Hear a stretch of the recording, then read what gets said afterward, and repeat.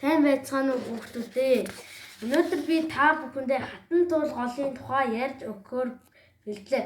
Улаанбаатар хотын урд хэсгээр Богдхан уулын хойд хормойгоор урсах туул маань бага Хэнтийн нуруунаас их авч Хэнтийн төв Сэлэнг аймгийн нутгаар урсаж Монголын хамгийн урт орхон голд цутгадаг юм шүү.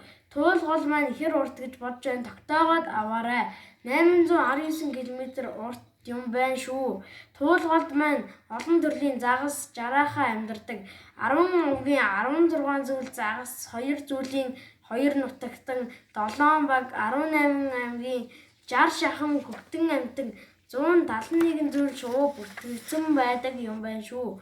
Хүүхдүүд би та нарт нэгэн домог үлгэрийг ярьж өгье.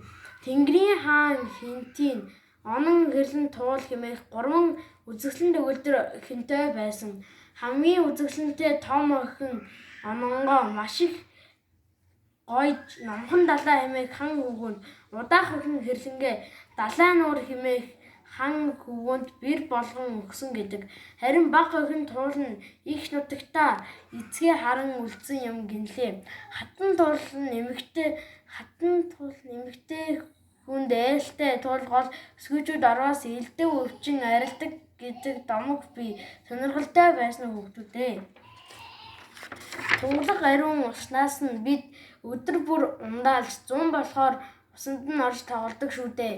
Тийм болохоор хатан туулаа хайрлан хамгаалж усаа туслаар хэмнээрээ. Хатан туулмын ширэгчгүй бид уух усгүй болж мод амьтад хатаж дэлхий минь сүрэн шүү. Усны тусал бүрийг хайрлан гамцгаая. Баярлалаа хүүхдүүдээ. Маргаашийн шидвэр зайсан толгойн тухай сонирхолтой төг өгүүлнэ. Та бүхэнд таалагдвал лайк, шеэр, комментээ үлдээгээрэй. Баяртай.